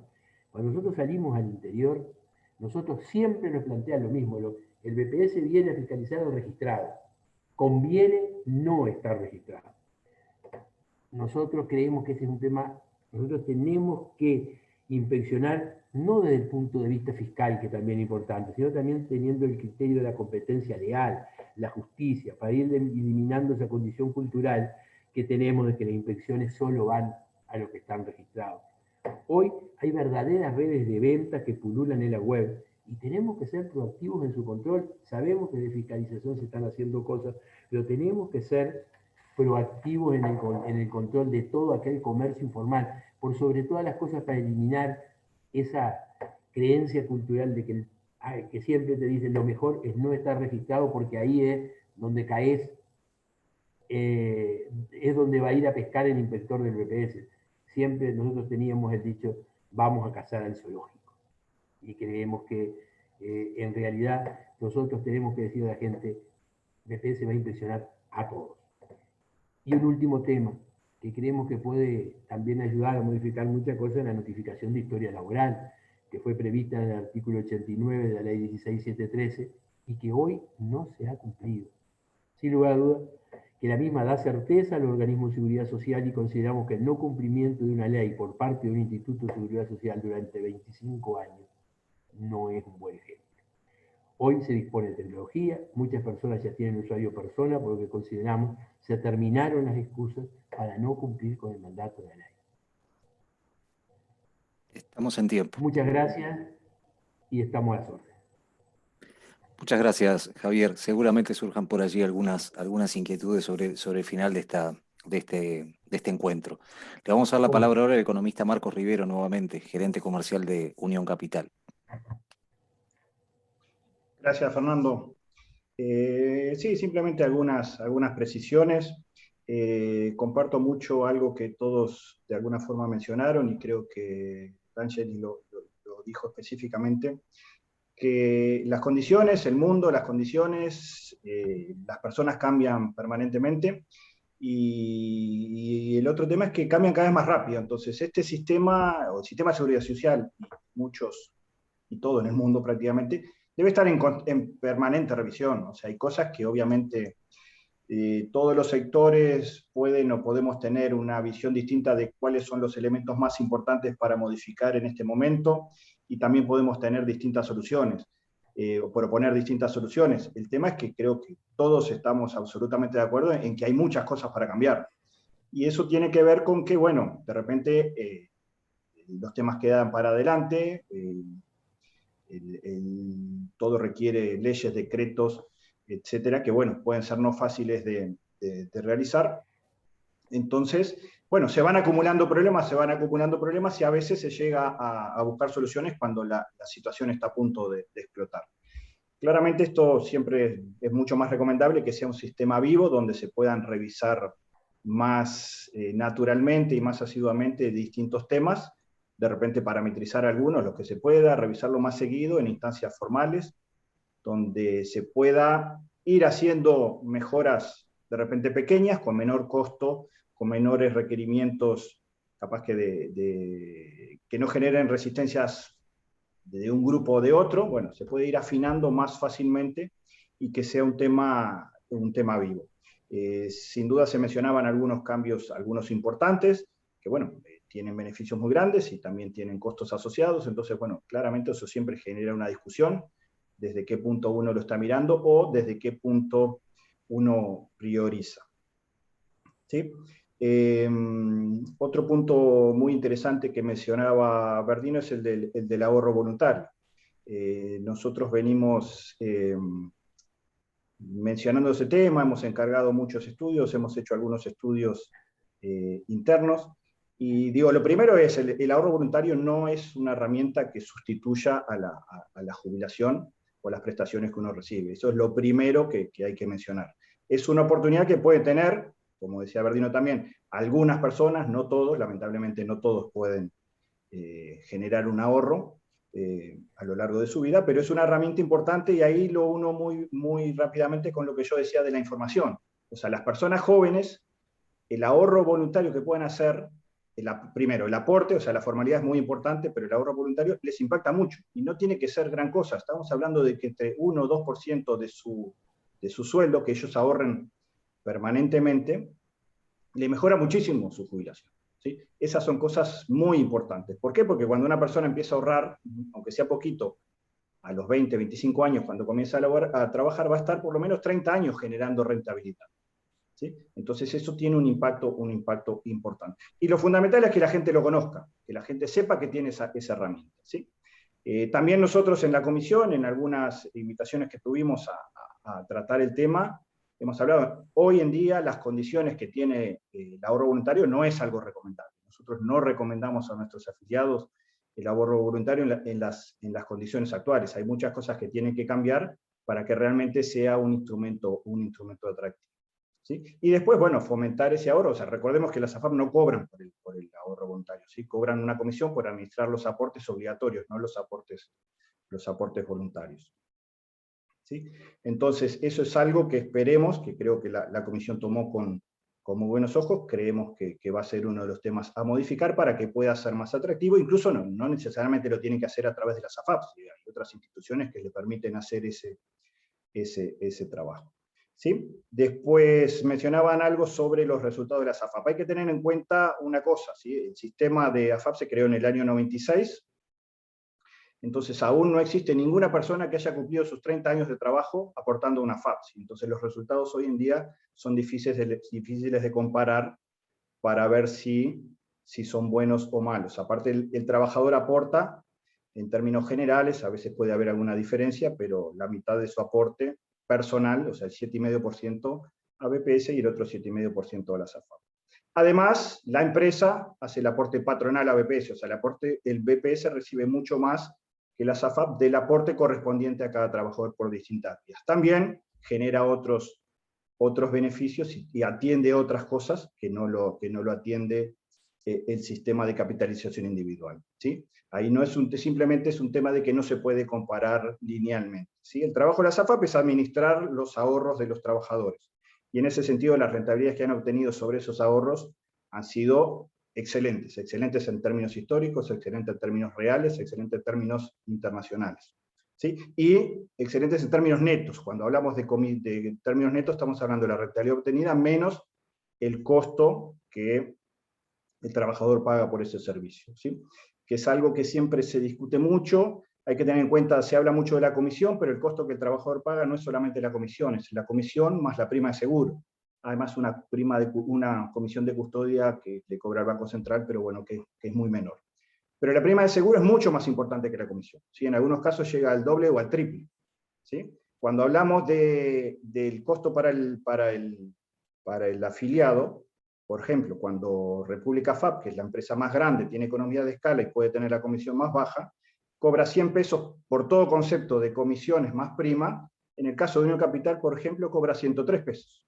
Si estamos hablando de 3 pesos, piensen ustedes, ¿quién toma una decisión de compra de cualquier servicio o producto por un 3%? Solamente por el costo, y no mira otras características, ¿sí? Entonces siempre hay que tener mucho cuidado con eso. Incluso si el costo total de una FAP privada pudiera ser más bajo que el costo total de República FAP, los oficios siguen yendo, o sea, las afiliaciones que no optan y están obligadas a entrar al sistema, siguen yendo a República FAP, cuando de repente no es lo que le conviene al trabajador. O sea, claramente lo que le conviene al trabajador es la rentabilidad neta mayor. O sea, el beneficio que recibe menos el costo que paga. Eso es lo mejor para el trabajador. No hay mucha ciencia. La comisión es una sola parte del costo y es solo una parte de una cara de la moneda. Entonces, ese son el tipo de cosas que, bueno, que probablemente haya que revisar de vuelta, poniendo foco en el cliente, poniendo foco en el trabajador, que es el destinatario de todos los esfuerzos, de todos los que estamos aquí, y de obviamente muchísimas más instituciones y personas y técnicos. Y finalmente, lo que mencionaba también Bernino sobre la historia laboral es un claro ejemplo de lo que debería ser la complementariedad de los distintos agentes del sistema, ¿sí? Yo recuerdo que en el año 96 recién había empezado a trabajar y bueno, me dieron la historia laboral, y creo que a los 6 meses recibí la historia laboral con todo lo que había hecho en los últimos 6 meses, y nunca jamás recibí de vuelta la historia laboral. Ahora puedo acceder a BPS, loguearme y tener acceso a toda mi historia laboral.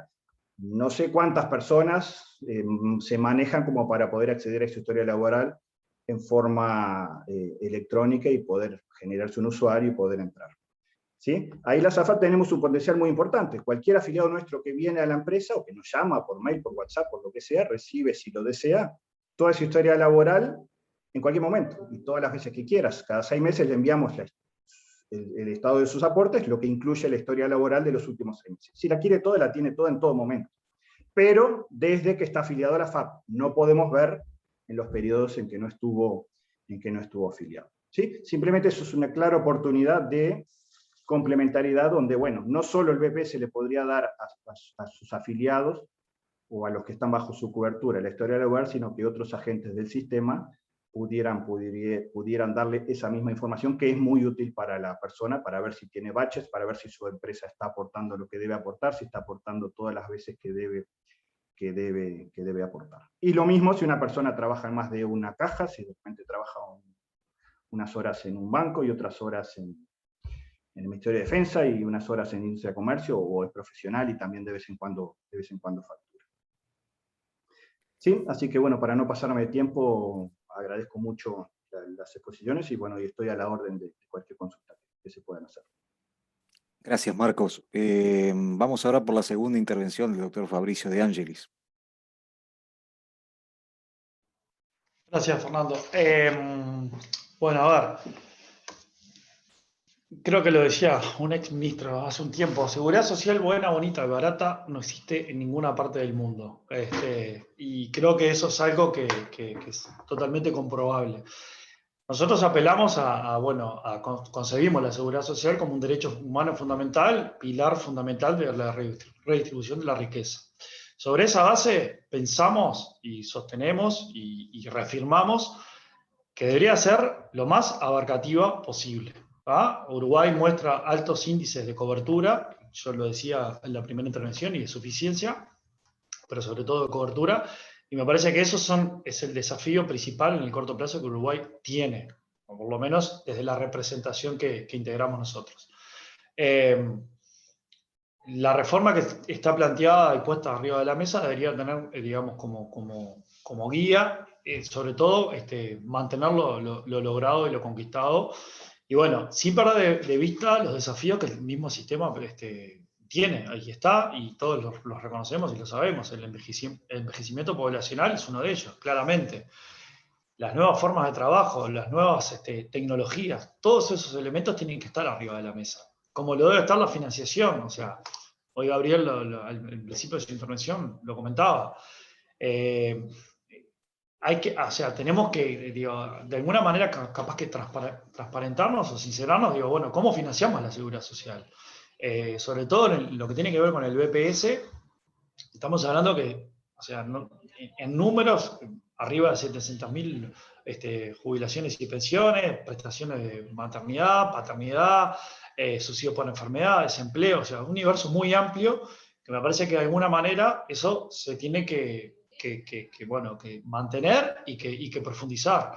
Hay que seguir trabajando en la informalidad, lo decíamos hoy, para continuar, o sea, no solo para liberar la carga fiscal y de los ingresos del organismo, sino también para las generaciones futuras, ¿no? Que tengan esa cultura, o por lo menos en lo posible, de empezar a fomentar, ¿no? Desde muy pequeños, el tema de la importancia de la formalidad. Así sean trabajadores dependientes, obviamente con todo lo que conlleva, que todos lo sabemos, pero también independientes, ¿no? El que trabaja por su cuenta, que tenga esa cultura de estar afiliado y, bueno, y de tener, estar cubierto y dentro del sistema.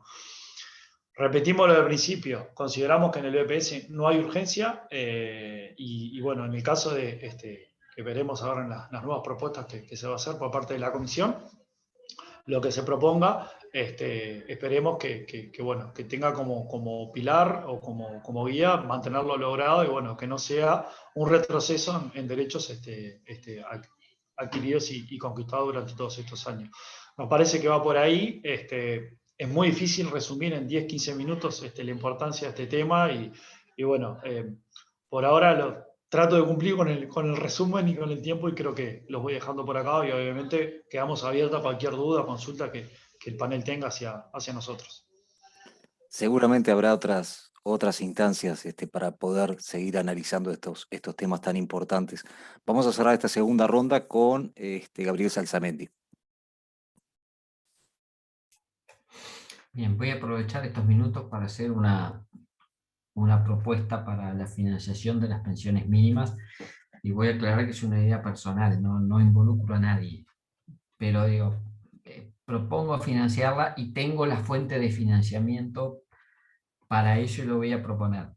La primera fuente de financiamiento es la eliminación de la exoneración del impuesto del 5% a las ganancias de capital en el mercado bursátil, o sea, las transacciones de acciones que se hacen están exoneradas, y eliminar esa exoneración, que es del 5%. El segundo, hay un crédito de IVA de las empresas constructoras, que se usa para incentivar la construcción. Bueno, eliminando ese crédito de IVA, financiamos también este aspecto.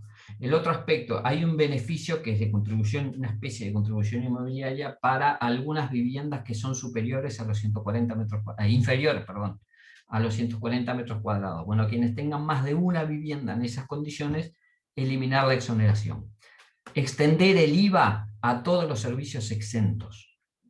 Y la última propuesta es el impuesto a la herencia que existe sobre los seguros de vida. Cuando se adquiere un seguro de vida en calidad de herencia, o sea, falleció el causante, eso está exonerado. Bueno, que esa exoneración se levanta. Lo que tengo que aclarar es que lo que estoy haciendo es plagiando, porque esta es lo que se llama el proyecto de ley corta que ingresó al Poder Legislativo chileno antes de ayer. O sea, Chile, no voy a aclarar qué es Chile en cultura previsional, en cultura de seguridad social, ni cómo arrancó la seguridad social. Bueno, hoy tiene un 60% de pensiones mínimas cubiertas, lo quiere llevar al 80%. ¿Con qué lo financia? Con estas 5 medidas. Acá nadie habla de contribuciones de seguridad social, nadie habla de edad de retiro, nadie habla de nada. Están recurriendo a fuentes no tradicionales de financiación para financiar las pensiones mínimas. Chile. ¿Ah? Y hago especial hincapié en el país que es.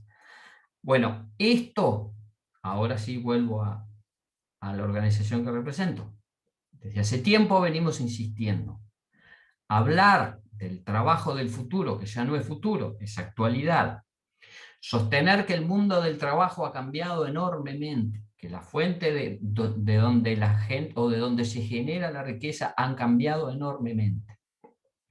Que hay un problema importante de empleo en el actual, sin duda, y en el futuro estructural. Bueno, ¿vamos a seguir financiando la seguridad social de la misma manera que lo venimos haciendo desde el siglo XIX? Vamos a fracasar, no hay duda. Tenemos un ejemplo en Uruguay que increíblemente fue cuestionado en el informe de la comisión de expertos. Y digo increíblemente porque la fuente del cuestionamiento no la logro entender mucho. Pero la caja bancaria ya tiene un 25% de su financiamiento sobre los activos de las empresas bancarias. ¿Ah? Bueno, Chile va por ese camino para financiar las pensiones mínimas. Acá nadie habla de quién generó el ingreso, quién no lo generó, si aportó a la seguridad social, si no aportó. Acá lo que se habla es, hay que cubrir, hay que lograr proteger a un sector de la población que está muy desprotegido y hay que buscar fuentes de financiamiento para eso. Y las fuentes de financiamiento son estas: extender el IVA, la exoneración a las transacciones bursátiles. ¿Qué tiene que ver eso con el BPS en Uruguay, por ejemplo? Nada, tiene nada que ver, absolutamente nada que ver. ¿Qué es? Bueno, la sociedad tiene que aportar, los que tienen posibilidades, los que tienen capacidad contributiva, tienen que aportar para que quienes están en una situación compleja puedan mejorar mínimamente su situación. Bueno, eso se llama redistribución. Y lo está haciendo Chile. ¿Ah? Insisto, del otro lado de la cordillera vienen señales muy importantes sobre cómo financiar un sistema de seguridad social que supuestamente era el modelo. Le fue muy mal, evidentemente le fue muy mal.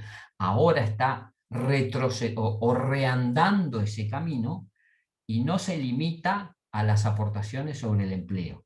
¿Ah? O sea, es cierto que estamos viviendo más, bueno, pero extender la vida de trabajo, cuando además sostenemos que en el futuro va a haber enormes problemas estructurales de trabajo, decirle que una persona con 60 años se reconvierta y pase a ser informático, yo lo veo difícil, sin perjuicio que hay una cultura empresarial en Uruguay, que la estamos viendo todos los días, donde a los 60 años se le dice a la gente, hasta luego, muchas gracias, tenés causal jubilatoria, que te vaya bárbaro. ¿Ah? Bueno, si esa cultura no cambia, yo veo difícil que la gente siga hasta los 65 años. Pero insisto, no tiene lo que hizo Bismarck en el siglo XIX era adaptable al siglo XIX. Estamos en el siglo XXI, bueno, con problemas del siglo XX y con fuentes de financiamiento del siglo XXI. En definitiva, el pacto social, ¿a qué se reduce? Del producto que genera el país, de la riqueza que genera el país en un año, bueno, X porcentaje lo vamos a destinar a la cobertura de seguridad social de quienes están en condiciones complejas y de quienes llegaron a una edad que debemos establecer cuál es la edad lógica, ¿tá? Y se retiran. ¿Cómo lo financiamos? Bueno, se financia entre todos. ¿Cuáles son las fuentes? Y las que sea necesario recurrir para financiar el sistema. Pero seguir con un sistema de seguro social del siglo XIX, estirando cada día más, un poquitito más, ¿ah? Para que la gente viva retirada un poquitito menos, parece que no es, por lo menos, la gran solución, y sin ninguna duda no es la única. Gracias.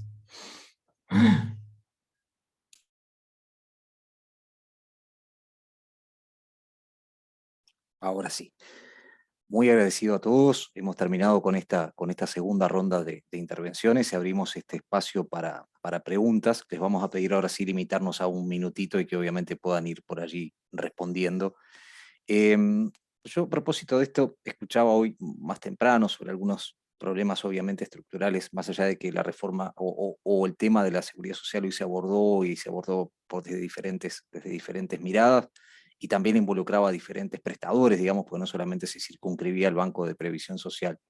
Pero les comento, nosotros, la Sociedad Uruguaya de Gestión de Personas es un ámbito que se fundó en el año 2014, que hoy integra 1.600 académicos, profesionales y estudiantes de recursos humanos, siendo el más grande en nuestro país.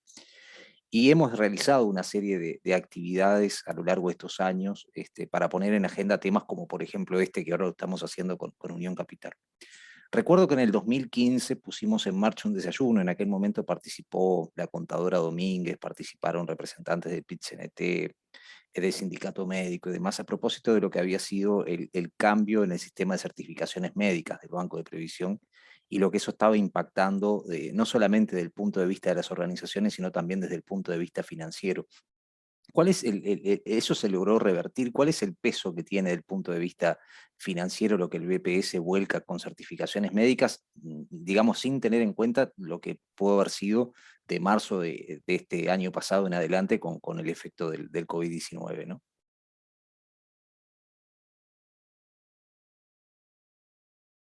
Lo dejo por allí abierto a quien quiera responder. Tomo el guante porque evidentemente de la representación empresarial fue uno de los temas que más se estuvo trabajando y se estuvo hablando, porque nosotros consideramos que en el tema de certificaciones médicas es uno de los lugares donde hay que trabajar. Hoy no lo nombramos por sobre todas las cosas porque la Comisión de Expertos en Seguridad Social está trabajando en cuanto a la modificación más que nada en el tema IBS y no en lo que tiene que ver con seguro de enfermedad, seguro de paro.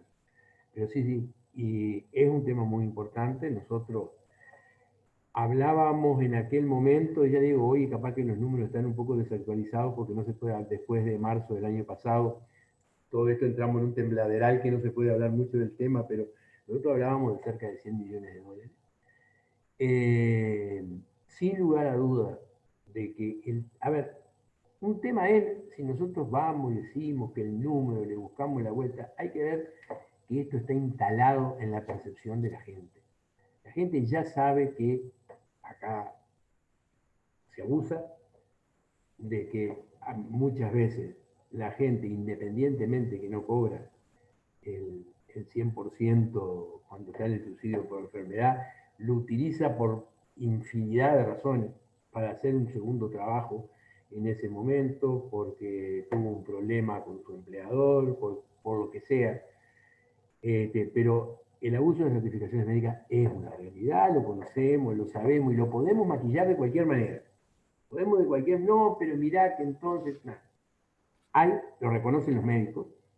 Nosotros en aquel momento con la contadora Domínguez estuvimos conversando en una reunión donde se invitó al sindicato médico, se estuvo conversando y ellos mismos nos decían, sí, a mí viene y me dice que le duele la espalda y yo le tengo que dar la certificación porque no tengo tiempo, tengo 15 minutos para atenderlo, no tengo tiempo, no sé, y si es cierto y si no es. Digo, eso todos sabemos que es una realidad. ¿A quién no le pasó de que cuando llama una emergencia médica le dice, bueno, por 3 días no hay problema, más de eso vamos y lo vemos? Yo creo que ese es un tema que hay que trabajar, es un tema que sin lugar a dudas es muy importante para el Banco de Previsión, pero es importante para la empresa. Es importante para la empresa porque aquella persona que se certifica cuando hay más trabajo, lo que hace es crear un mal clima dentro de la empresa. La empresa, nosotros estuvimos en una empresa donde nos decían, nosotros tenemos que tener la plantilla más de 10% sobredimensionada por las dudas que la gente se nos enferma y nosotros el sistema no lo podemos parar. Entonces, es y sigue siendo un problema Si usted me dice si está solucionado, no. Se ha logrado que haya una auditoría de certificaciones médicas donde las empresas puedan mandar sus reclamos, pero en realidad el sistema sigue siendo laxo. Gracias, gracias Javier.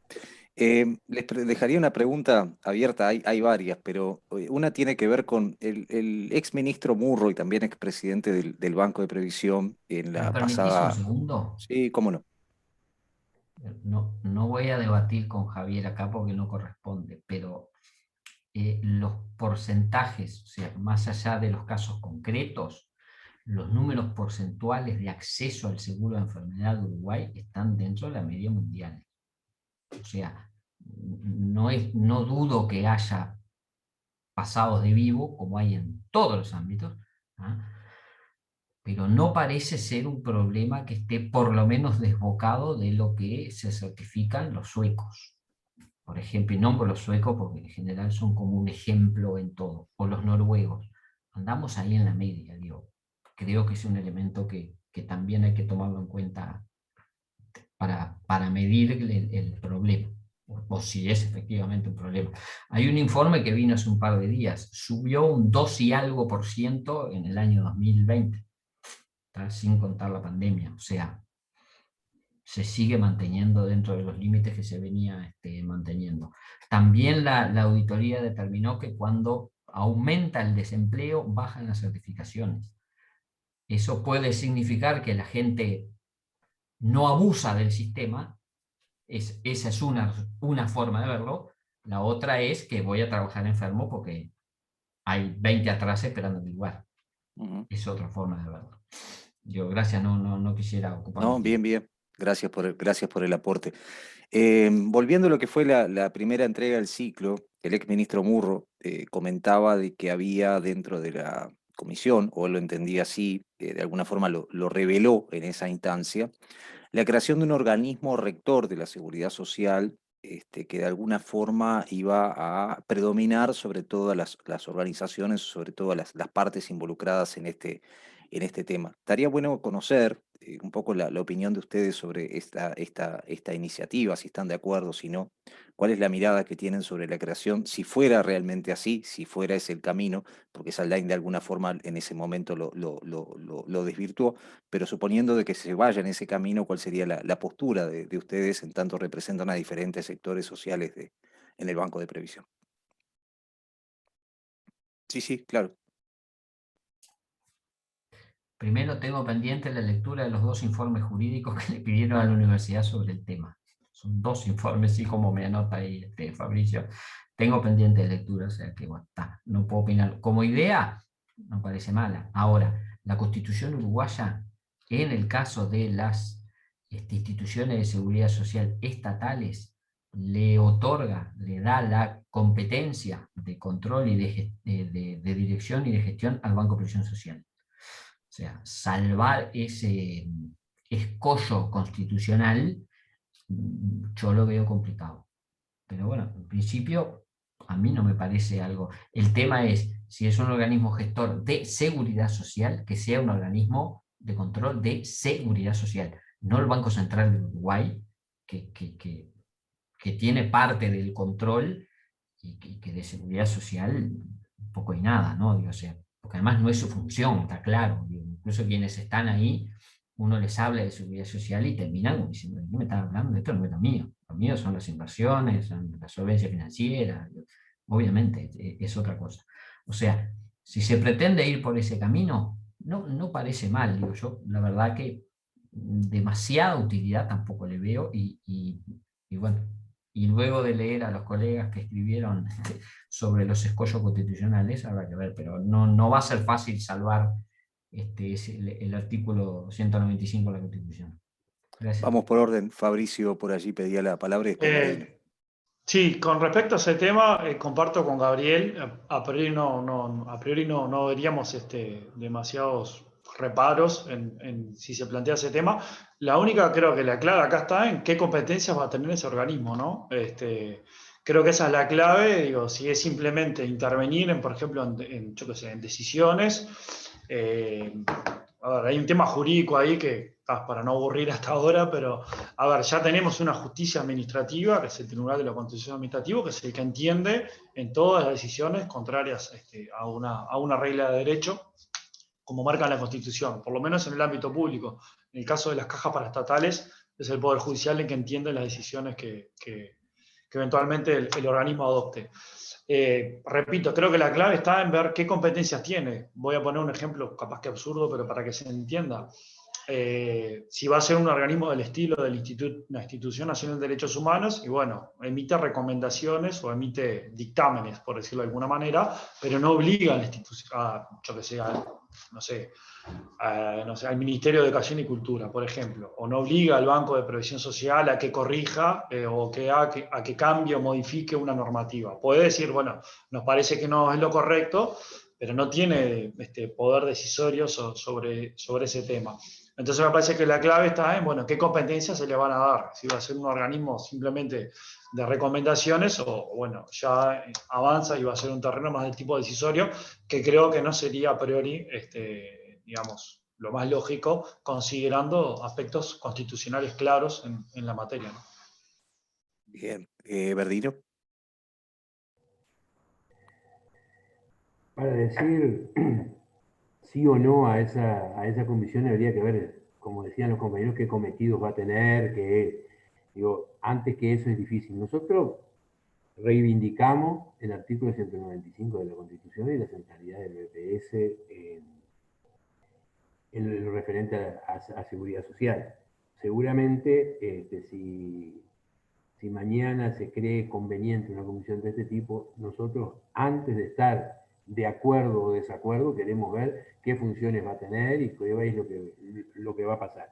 Sin lugar a dudas que reivindicamos el 195, no nos oponemos per se a que se cree una comisión, pero para decir si estamos de acuerdo o no, primero queremos saber cuáles son los fundamentos y cuál es la forma de trabajo, que es una comisión donde van a participar también representantes sociales, como tiene hoy el directorio del BPS, va a ser nombrada desde el sistema político. Es decir, hay una cantidad de cosas para hablar que puede hacer que lo que hoy puede ser algo que no tenemos problema en su integración, mañana sí nos cree problema. Entonces, por lo tanto, creo que habría que tener bastante más información para poder decir sí o no. Bien. Por tercera vez, reivindicamos el 195 de la Constitución. Muy bien, vamos por las últimas preguntitas. Por allí, Verdino, le preguntan cuáles serían las otras necesidades sustanciales que usted nombra a las que apuntaría a cubrir el BPS. Se refiere a la primera intervención, ¿no?, que tuvo. Sí, no, capaz que me expresé mal. Yo no dije necesidades sustanciales que deba cumplir el BPS. Yo lo que hablé fue de necesidades sustanciales de las personas. Pero que dije, si tenemos que liberar fondos, hoy a nosotros nos llegan 600, 700 millones de dólares a los efectos de cubrir el déficit de la seguridad social, entonces nosotros lo que vamos a tener, lo que queremos es que el sistema sea más eficiente para que no se necesite tanto dinero como el que hoy se necesita de rentas generales, para que ese dinero pueda ir a otros temas sustanciales de las personas. Y también lo vi, ya aprovecho, ya que estoy en uso de la palabra, también vi una pregunta que decía que la ley 16713 había modificado la edad y que después hubo que volver hacia atrás. No, la ley 16713 solamente hizo una escala en el caso de la mujer, que anteriormente era de 55 y la llevó a 60, pero no ha habido en ninguna de las leyes posteriores un retroceso en el tema de la edad. La edad que nosotros tenemos hoy para la jubilación sigue siendo la misma que tenía la 1673. No ha variado. Bien, muchas gracias. Gabriel, usted más temprano hoy, cuando hablaba sobre esto, hablaba de un 80%, de un porcentaje alto, digamos, de personas que tienen alguna, digamos, resistencia u opinión negativa sobre algunos aspectos vinculados al sistema previsional, ¿es así? Sí, es una encuesta que encargó la propia comisión de expertos, digo, y los números fueron contundentes, ¿no? En Bien. todos los sectores de actividad, en todos los sectores sociales, en todos los partidos políticos, la gente no está de acuerdo con el aumento de la edad de jubilación, lo cual es una pregunta hasta como ¿no? Es como decir, es difícil que alguien esté de acuerdo. Bien, Pero, había, pero si no me además equivoco, están más en desacuerdo aún, mm, más con el aumento de los años de trabajo. bien. Si no era el mismo estudio, era uno anterior, que inclusive tuvimos oportunidad de presentarlo en una actividad que realizamos justamente con Unión Capital antes a este ciclo, que fue cuando se presentó, digamos, las primeras conclusiones de parte de la comisión de expertos, en el cual había un porcentaje también importante de gente que desconocía que se estaba llevando adelante un proceso de reforma. Esto, y sin aventurar opiniones del punto de vista organizacional, sino a título personal, ¿podría ponernos en antesala de que una vez aprobada esta ley o esta reforma pueda surgir un resorte, digamos, constitucional por parte de determinados actores previendo que se someta a referéndum?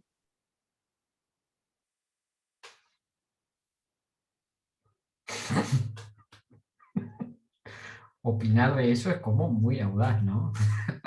No sabría decirlo, pero digamos que el campo fértil está, es evidente. Si un 80% dice no estoy de acuerdo con esto, no me gusta esto, y se impone un...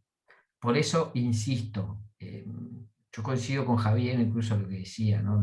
Decir sube la edad así a lo pampa, a lo bestia, es una cosa, digo, y decir, yo qué sé, no sé, los abogados, los obreros de la construcción, pero además, ¿por qué y para qué? El por qué parecería que está en el aumento de la expectativa de vida. Y bueno, 20 años jubilados mucho. Bueno, ¿y cuánto es lo razonable? ¿10, 5, 2, 8, 14? ¿Cuánto es lo razonable de estar jubilado? No. ¿Es un equilibrio financiero entre lo que aporto y lo que cobro? Bueno, entonces no es un sistema solidario de seguridad social, es un sistema de ahorro individual además. Bueno, y eso no es la lógica del sistema. Entonces, es muy difícil discutir sobre prácticamente como eslogan. O sea, que el resto del mundo aumentó la edad de jubilación, sí, pero con un montón de variantes. Pero montones de variantes de jubilaciones anticipadas, de compatibilidad entre jubilación y trabajo, y con aportaciones, digo, a ver, el sistema sueco, que se habló mucho en Uruguay en la comisión de expertos, tiene un 28% de aporte patronal y un 4% obrero. Bueno, así tiene la sociedad que, bueno, comparemos todo, miremos, hay como un 40%, en Europa el promedio de aportación estatal a los sistemas es del entorno del 40%. Entonces, que la solución es sigamos trabajando más tiempo, y además digo, hay trabajo para gente que tiene más de 60 años. ¿Van a poder trabajar o vamos a tener que recurrir a prestaciones no contributivas para sostenerlos hasta que cumplan los 65? Bueno, ahí no estamos haciendo una trampa al solitario. O sea, lo mismo que el tema de la regulación. Tendría que haber una propuesta concreta. En principio, ¿estoy de acuerdo con el aumento de la jubilación? No. En principio, yo personalmente, no. No se ha debatido en concreto dentro del PCNT, pero me atrevería a asegurar que refleja ese 80% mínimo. O sea, ya ahí la cosa como que viene complicada. Entonces, bueno, si hay alguna... Y esto necesita un debate, y un debate entre los actores, y creo que ese tema que usted introduce, que tú introducís, es muy importante, ¿no? Para que no haya recursos contra las leyes, es muy conveniente que todos los actores estén involucrados en la decisión. La hayan debatido con sus representados y hayan llevado una opinión mínimamente consensuada dentro de cada una de esas organizaciones. Entonces ahí se pueden llegar a acuerdos y se puede llegar a soluciones y a leyes que generen un mínimo de consenso en la sociedad, que es un consenso que es superior al solamente el de los partidos políticos. Y no es restarle competencias a los partidos políticos, es ejercer el poder de forma amplia y democráticamente entre todas las organizaciones. Gracias, Gabriel, por seguirme en esta picardía de última hora. Fabricio De Ángeles. Un comentario con este tema. Creo que esto último que decía Gabriel refuerza la idea de que de haber adoptado un sistema de diálogo nacional ampliado de seguridad social, le hubiera dado quizás otra impronta y otra discusión a este tema, digamos que claramente creo que va a ir, una de las propuestas va a ir necesariamente por el tema del aumento de la edad de retiro. Pero una cosa de la que no se está hablando, que obviamente no sabemos hasta que no se presente la propuesta en concreto por parte de la comisión, es qué va a pasar con la tasa de reemplazo. Porque digo, decimos, aumentamos la edad de retiro y la tasa de reemplazo se va a mantener hoy como el mínimo de 45%, o se va a subir. Porque eso es un aspecto que tampoco se está debatiendo, por lo menos porque digo, a ver, si va de la mano con incentivos, aumentar la tasa de reemplazo sería uno de ellos, y uno, bueno, capaz que podría de alguna manera mitigar, ¿no? El impacto que pueda tener aumentar la edad de retiro. Que a mano creo que sea, y yendo más a cuestiones legales, no creo que sea de manera el corte abrupto, sino que pienso que será, no sé, me da la sensación porque, digamos, si se va por ese camino, se podría adoptar, por ejemplo, como hizo España, que aumentó la edad de retiro, pero a razón de 1 año por cada mes. Pero bueno, no creo que sea un camino así de un corte abrupto, ¿no? Que sería algo favorable. Pero bueno, creo que la tasa de reemplazo es un tema importante para tenerlo en cuenta. Nos hemos ido de tiempo, pero coincidirás, Marcos, que ha sido muy rico este intercambio del segundo encuentro del ciclo, ¿no? Sin duda, es excelente. Aparte es una visión, bueno, imprescindible, el de los distintos actores sociales, como lo tenemos aquí, y imprescindible en la discusión en general, como decía hoy, para nosotros es fundamental, bueno, tener todas las opiniones. Creo que recién resaltaban la importancia de que, bueno, este tipo de reformas que afectan a todos los uruguayos de todas las edades, o sea, aunque no trabajen, les afecta por el impacto que tienen las jubilaciones. Entonces, bueno, es fundamental que esto tenga el mayor consenso social posible, y bueno, y se vean todas las aristas, ¿no? Cada uno, justamente el rol de cada una de las personas que tenemos hoy en el panel es marcar claramente cuáles son las cosas importantes para su sector social, digamos, y bueno, y justamente eso se basa en que, bueno, teniendo representantes de todos los sectores sociales, se puedan tener en cuenta todos los intereses y todas las posibles soluciones, o las aristas que de repente uno desde un punto de vista no considera, y bueno, el otro siempre está atento al impacto que eso pueda tener en su sector. La única forma de garantizar, no hay nadie que pueda dominar todo el conocimiento, bueno, la única forma de garantizar tomar todos los aspectos en cuenta es que estén representados la mayor parte, por lo menos, de los sectores sociales.